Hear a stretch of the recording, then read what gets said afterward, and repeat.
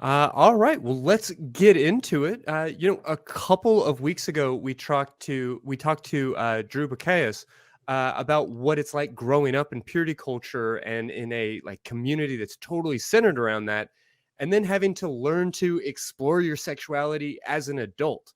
Uh, Erin, what can you tell us about your story? Okay, so maybe backing up to like where it started. Sure. Was obviously my name is ex-Christian Erin. I used to be a Christian. I was raised in a very charismatic, Pentecostal, conservative, fundamentalist church. So for It's a me, that lot of meant words that mean the yeah, same I had thing in really scary ways, just stacked on top of each other.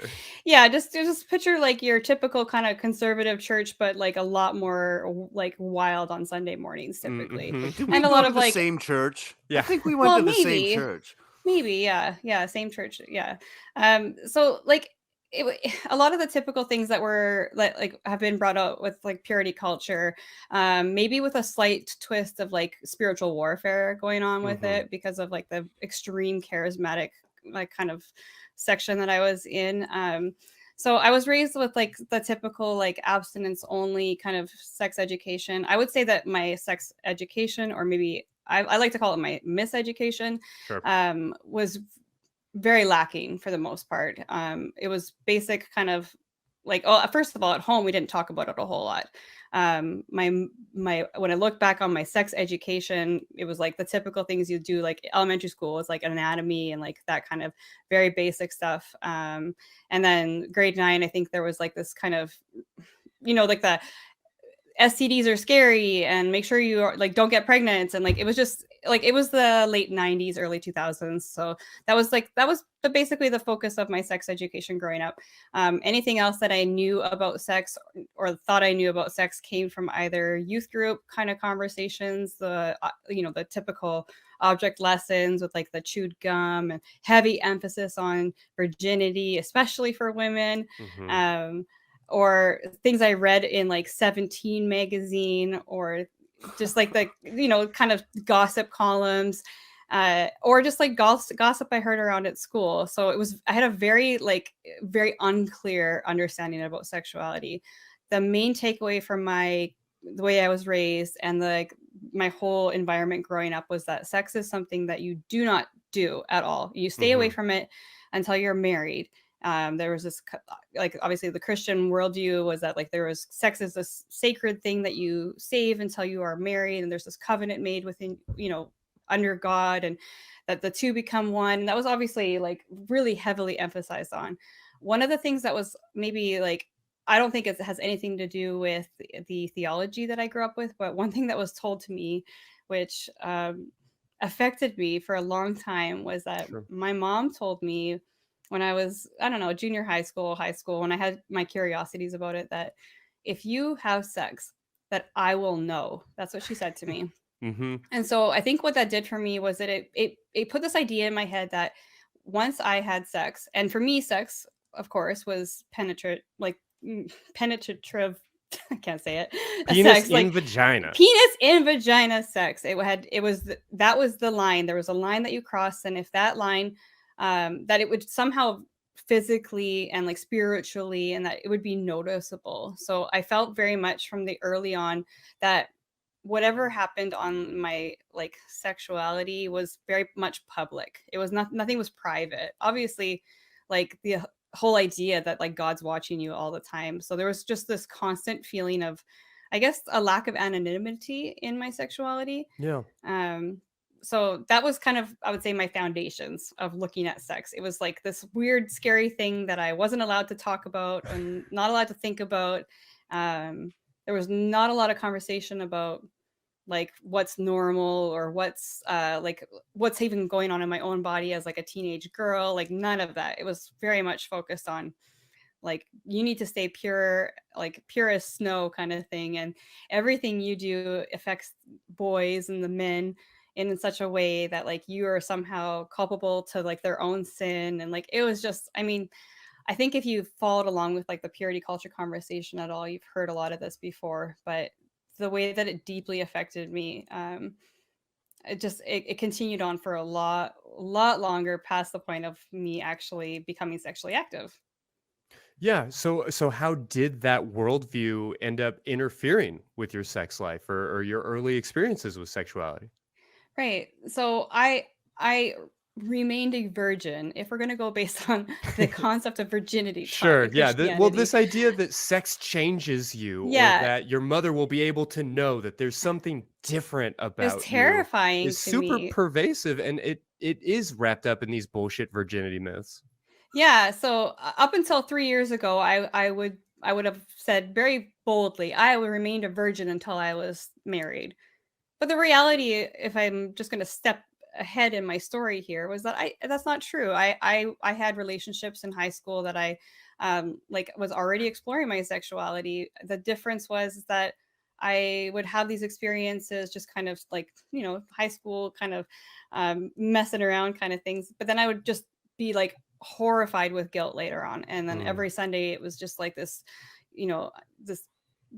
self-flagellation of just like, I'm just so awful, and like, why Purify can't me, O Lord. yeah, and also like, why how am I even like falling into this, because this is a trap that's mostly for boys. Like, boys are the ones that struggle with their sexual Mm. lusts and these desires and things. So like, what was I doing as like this woman, or this young woman of God, messing around with that? But so anyway, I stayed a technical virgin until I was married. um and I ended up getting married at 19, as is very typical Sure. in the Yeah. church. Um, I think the major difference for me was that I didn't have this strong connection with the person that I ended up getting married to. Um, Did you that's a meet whole him through different story. church? Yeah, it's a whole different story, maybe for like a different day. But basically, it was I had started dating this person casually, and then there was just a lot of pressure put on me because I was 19. I was like of age. We'd been Yeah. dating for like 4 or 5 months, and there was a lot of pressure put on us that we need to like take the next step. So we ended up getting engaged, and the whole time I was really feared with I was filled with just kind of this dread. And I think it was a time in my life too where I just didn't really know what I was doing with my future. So I ended up going through with it. We got married, and I mean, that relationship didn't last long. I will say that we ended up getting divorced 3 years later, and throughout that whole relationship, we didn't really ever develop a strong like sexual connection.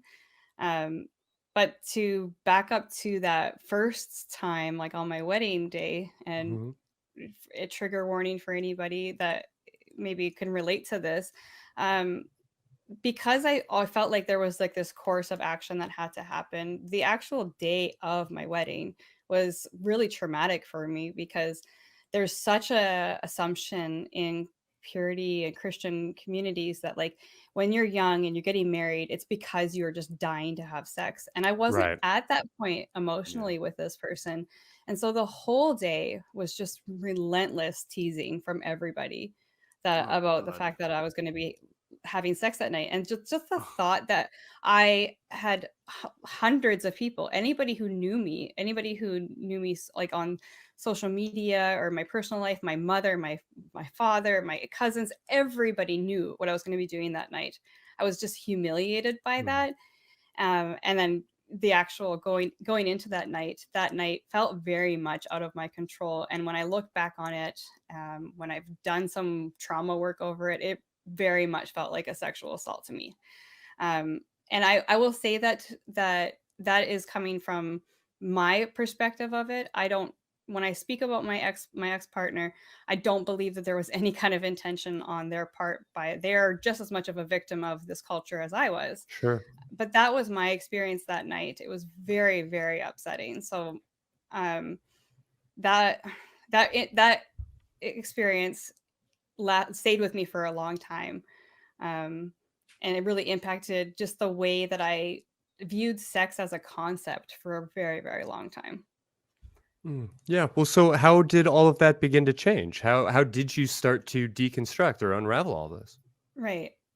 So I just to kind of close off that part of my story. Mhm. He and I stayed together for a few years. We tried to make it work. We ended up parting ways a few years later. And I think that was just for the better of everyone. Of course, was hard in that community. Like there's a lot of judgment on it, but we were quite young. I was 23 and I was going through a divorce. Hmm. But everything about that relationship was just not working for either of us. So we decided to get a divorce. And it was shortly after that I met another person who is actually my current husband. And so the biggest difference for me moving into that relationship was there was this instant connection in every way, physical and emotional, and we just clicked in a different way. So at that point, I would say that I had deconstructed purity culture, but what I think I really meant, or what I mean by that, is that I deconstructed abstinence only. So Hmm. with this relationship, we just went with what felt right to us. We moved in together, and we had a full sex life, and it was so much more gratifying in that way, because it was private finally. No Hmm. one else I thought like had any like kind of knowledge. It wasn't anybody else's business what I was doing. I was in this relationship that was much more kind of within my control, and I felt a lot more of that sense of like, the consent was there, the desire was there, the arousal was there. All those things were kind of lining up. So long story short, we ended up really liking each other and we got married. We still really like each other. We're still together. Um, and then about 8 years into our relationship, and we would both have considered ourselves Christian, about 8 years Hmm. into that relationship, I started deconstructing my faith. I started going through this whole process of uh, just completely questioning everything that I've been raised to believe with my worldview and my faith. And I started very quickly going down this path of losing my faith completely. So, and that was, I mean, it was challenging for us as a couple, but I would say for the like he was really really supportive of that. He could see that there was a lot of things that were bringing me trouble throughout these years, and so all good. Yeah, like I'll support you with wherever you land. So I deconstruct, and now I deconvert, and now I'm an atheist, and that's like, oh, and purity culture was a bad thing, so purity culture is bad. But I didn't really do the work of looking into what that meant Hmm. and Yeah, you realizing, get to that place where you're just sort of angry, and finally, long last, know who to be angry at, and that's yeah, empowering.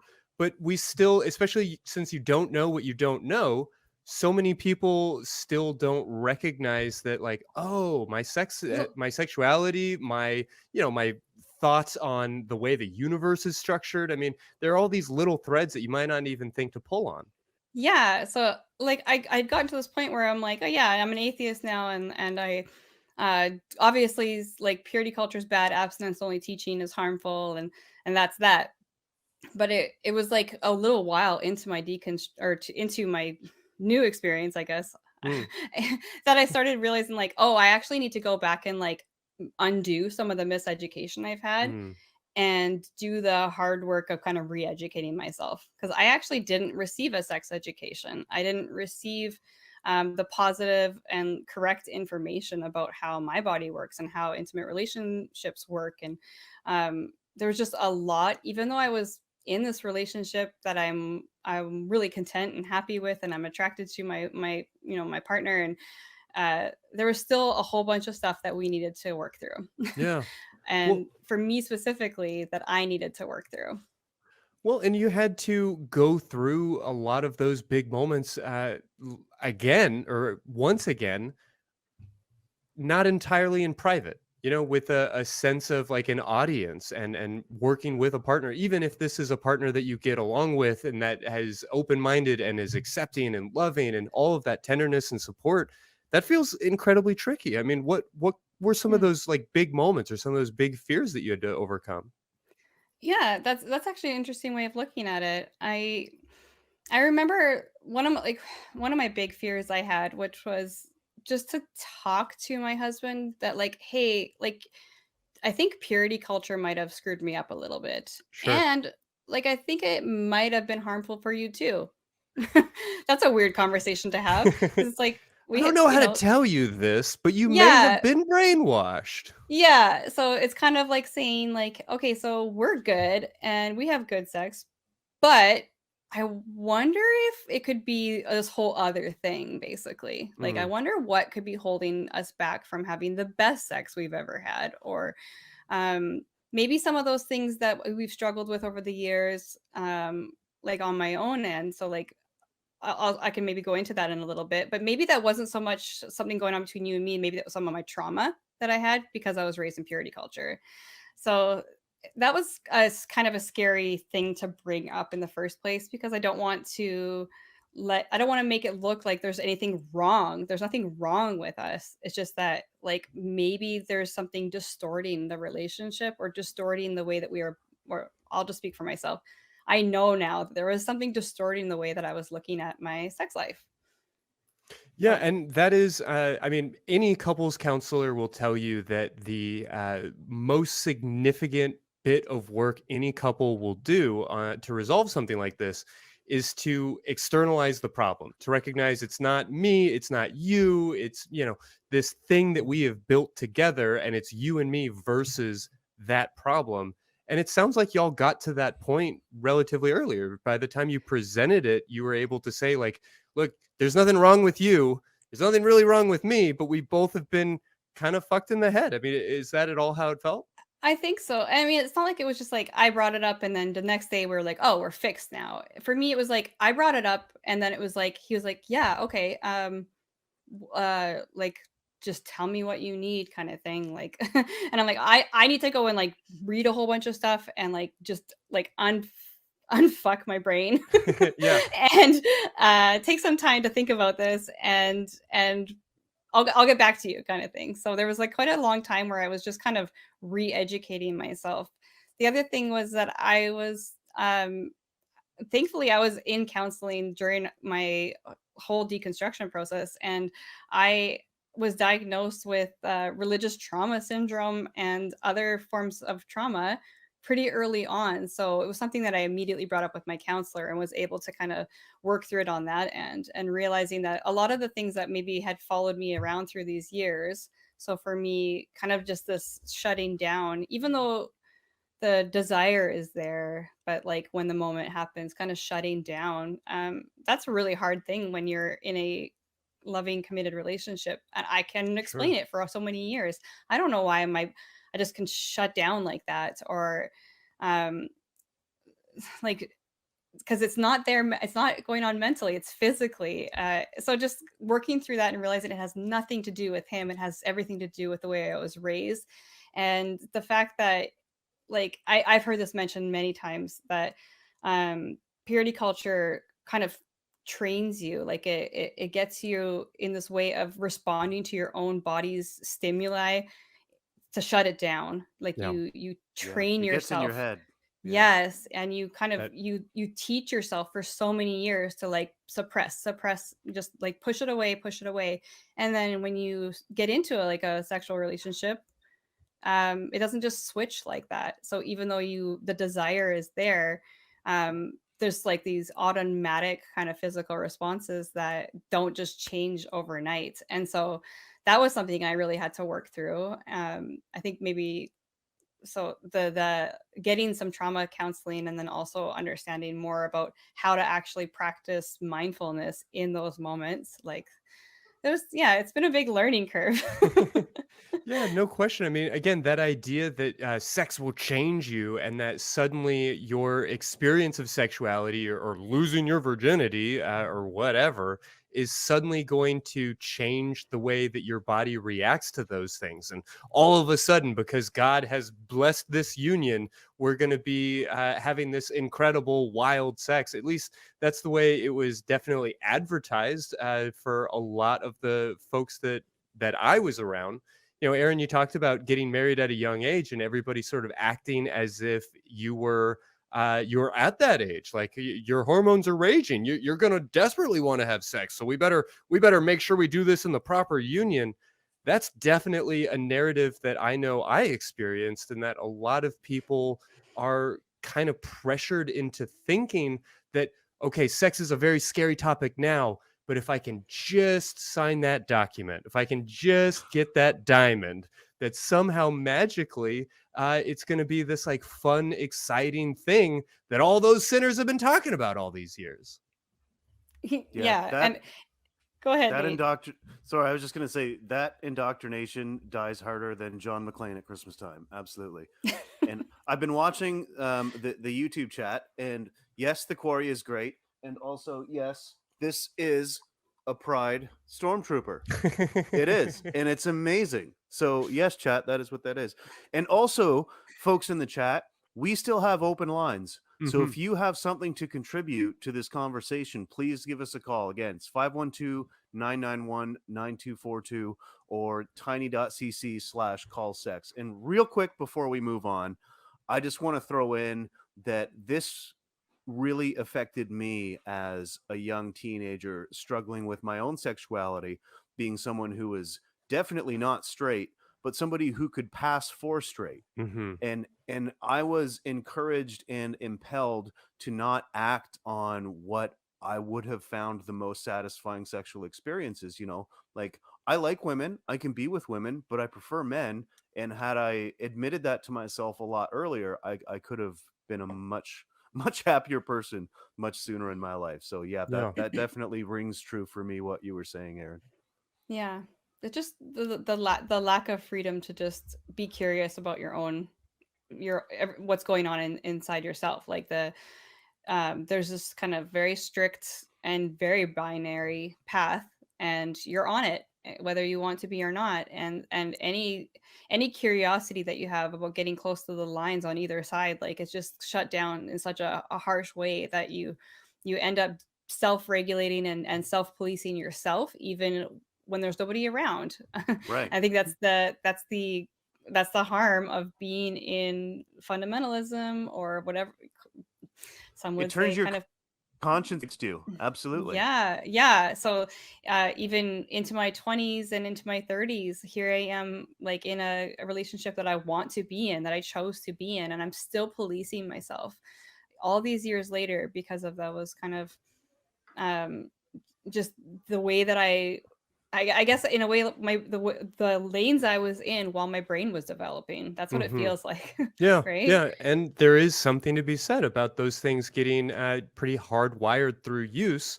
Hmm. But despite what we have believed for so long, good neuroscience is showing us right now that no matter how old you are, you can carve those new pathways. You can start fresh. And I'm glad that you had the support of a therapist early on in this process.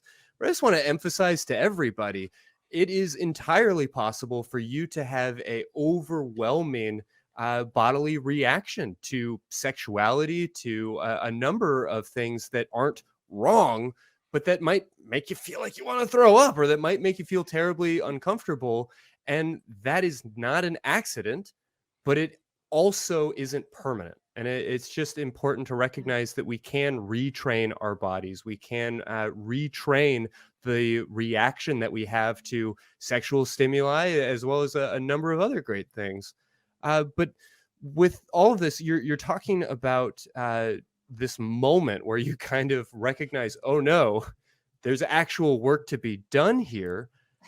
What did you see in yourself at that moment? I mean, when you looked in the mirror and thought, okay, there's a problem, what kind of image did you have of yourself as a sexual being?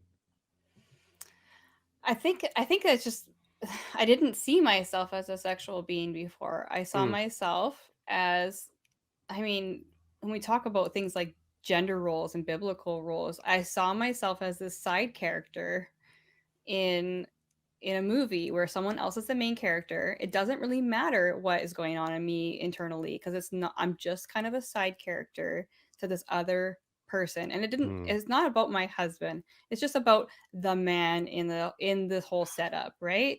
I very much so just felt like these things were kind of cut out there for me, and it didn't really matter how comfortable I was with it, that there was just this role that I needed to fulfill, and that's just the way it was. And yeah, you might have some of your own kind of like wants and needs and stuff like that, but they're not that important, because um for one thing, being taught like the incorrect things about men, about how sexuality works, for one thing, you just get this overwhelming kind of like sense of guilt, kind of, that if you're in a relationship with a man, that there's these needs that they have, and you never really touch on like what your needs might be as, Yeah. the female partner in that relationship. I'm so sorry. I'm talking in very heteronormative context, but Sure. that's where I'm coming from in this. Yeah, So well, and Nate mentioned his experience, but not dissimilar from mine, of recognizing like I am not straight, but I can fake it well enough if I need yeah. to. Yeah. But I think there's a really related idea there of being asexual or gray speck on some level, and being in this place where nobody's taught you the pleasure of sex, Mhm. and you just kind of assume that nobody likes it or everybody likes it or what's wrong with me, and there's no narrative around that, and so you kind of force yourself. And some people may come out of it on the other end like you did, Erin, recognizing that, okay, I can heal from these things, my body is not working against me, I do enjoy all of this. But there are many people that are never going to enjoy sexuality, or not going to enjoy intercourse specifically, or and those folks may never even have that label or access to that information beyond I'm broken, beyond there's something Yeah. wrong with me. Yeah. I yeah, exactly. I think what I'm kind of connecting here is that I saw myself through a filter that I was kind of given, that like women are supposed to be very docile and very like just waiting upon the the like I'm looking for the right words here, but basically always the recipient, always the recipient, waiting, gentle, quiet, and just that demeanor and like kind of like the vibes that you would get from that. Mm. Paul's ideal wife. I get what Yeah, Yeah. yeah, I exactly. get what you're Like, getting Psalms at, Aaron. 31 woman. Yeah. Or yeah, that's Proverbs rather. exactly what it was. But the Yeah. problem is that I can think back to early on and realizing that what I would have been told through counseling is my true self peeking through. I would have moments, right? I would have these moments where I would be very blunt about something, and like I would just kind of speak a little bit more crudely, I would say, like as a Christian. Or when I was in my relationship I had a long-term boyfriend in high school where like we were very, very connected. And there was moments in that I felt very like, this is what I want. This is what's coming from me. And then later on, I would always rationalize to myself of why that was wrong. And that was actually some sort of sinful nature coming in. And that wasn't the true me. It was always this denial of my true self. Mm-hmm. So in my working through what I was taught wrong about sex and re-educating myself, the moment when I realized that true part of me that had kind of been trying to come through for years, and like sometimes she would come through if I'd had a few drinks or something like that, like there's Sure. moments she wasn't always hiding. Yeah. She came out sometimes. That is a full-fledged whole part of me that is like totally healthy and normal and deserves as much voice as every other part of me. That was a huge moment for me when I was like, oh, that's great, that's me, and that's what's missing in my life, is that part Sassy of me. Aaron. Oh yeah. Sassy Aaron makes a show. Nice. Yeah. Well, Yeah. as sassy Erin, or this like sexy part of you starts to come out and become like more part of who you are, how did your belief shift? My belief around like sex. Yeah, or just the values, the ideas, maybe the assumptions that were kind of holding you back. I think some of the assumptions that were starting to change was that I realized that that's not the ideal woman, for one thing. Mm. That this passive, quiet, doesn't say what she wants, and honestly, there's a big part of non-confidence in that whole idea of what I thought was like how women were supposed to be. That person eludes a lack of confidence. And so there was this major mismatch with what I realized when I started to understand more about what I'm not talking just about men, but just about people. When Mm. you're in a relationship, one of the most exciting things is when your partner shows confidence Yeah. and when they show enthusiasm. And I was like, Enthusiastic consent. holy, like that's what's been missing, is that I've been holding back my enthusiasm and my own confidence because I thought that that was bad. So when realizing that there was like this, it wasn't even something I had to reach that far like inside myself to get it. It's just something I had to stop suppressing. So when I started to see myself wholly as that person, that like this, I have these things I'm interested in, I have these desires, I have these needs, even just being able to express myself truly for how I feel about my husband, because there was a lot of times where I like there was like the attractions there, I want to do these things, but then I'd hold it in for thinking that that had some sort of virtue, but it didn't. It really didn't. I hope that's Absolutely. making sense So for folks, everybody. no, you're making perfect sense to me.